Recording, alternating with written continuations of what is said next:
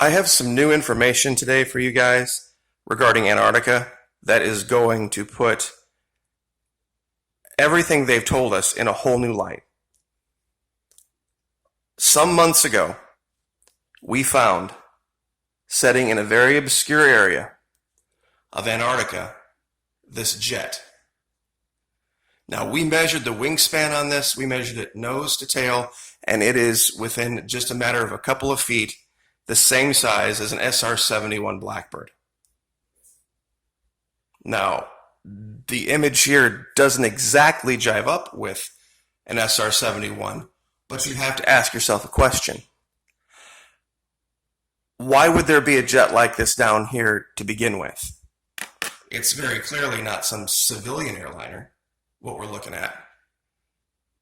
And the most important thing about it is if you go to Google Earth Pro, let me see if I can get the light turned here, and you do a historical imagery search, meaning upper left-hand corner, there's a little clock you can click.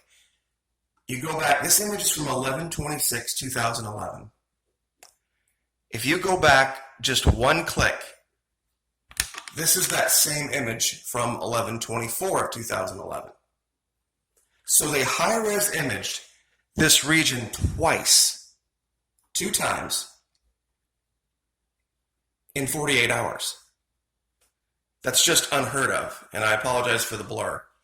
It's just because everything is so, when you have white contrasting with black like this, it just messes with the focus. So 11/24, 11/26. They were clearly looking for this aircraft. Now, I have information about what this aircraft was doing and why it was there and why it was so important. Raytheon is working in Antarctica. Raytheon is a military contractor. The Antarctic Treaty prohibits this. In fact, there is a story about this scientist that lost his life down there, and Raytheon stonewalled the investigation into what killed this guy, and the U.S. Marshals were involved. Raytheon is the developer of the Patriot.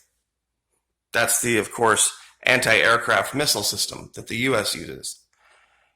And this guy was down there working on a telescope that was pretty high speed.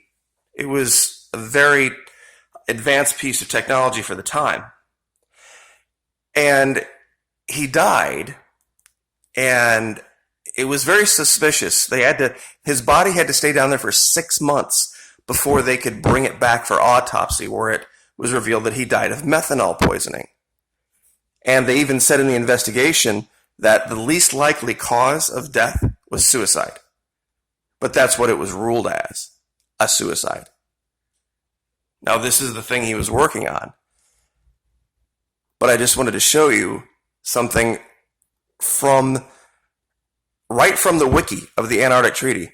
In 2006, the New Zealand police reported that jurisdictional issues prevented them issuing warrants for potential American witnesses who were reluctant to testify during the Christchurch coroner's investigation into the death by poisoning of Australian astrophysicist Rodney Marks at the South Pole Base in May 2000. Dr. Marks died while wintering over at the United States Amundsen Scott South Pole Station, located at the geographic South Pole. Prior to autopsy, the death was attributed to natural causes by the National Science Foundation and the contractor administering the base, Raytheon. However, an autopsy in New Zealand revealed that Dr. Marks died from methanol poisoning. The New Zealand police launched an investigation in 2006. Frustrated by lack of progress, the Christchurch coroner said that it was unlikely that Dr. Marks ingested the methanol knowingly. During media interviews, the police detective in charge of the investigation criticized the National Science Foundation and contractor Raytheon for failing to cooperate with the investigation. What if this guy busted out Raytheon? Or what if he had discovered a way or had found some new technology that would have made the Patriot obsolete.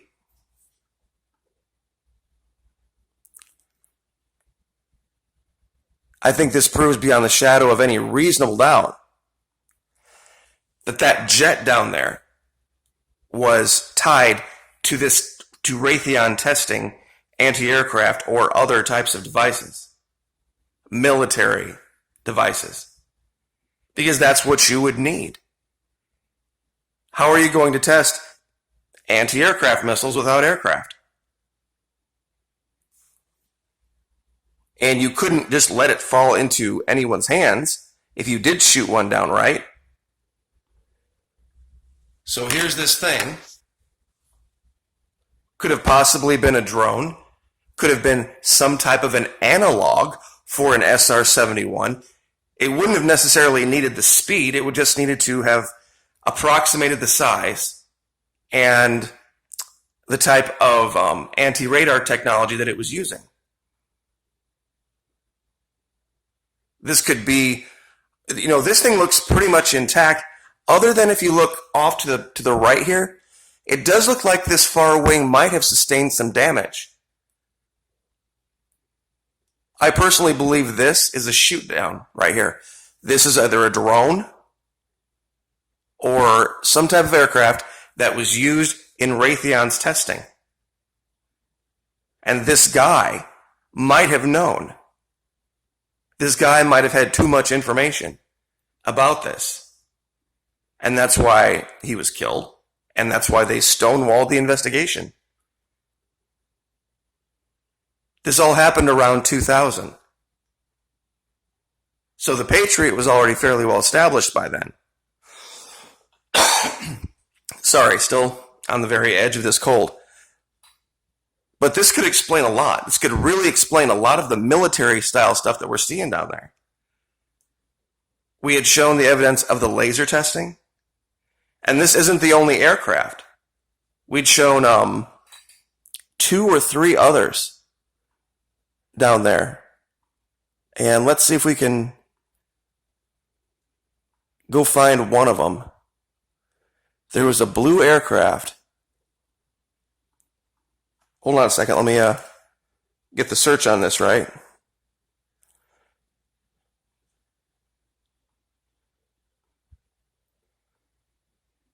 Here we go. Ready?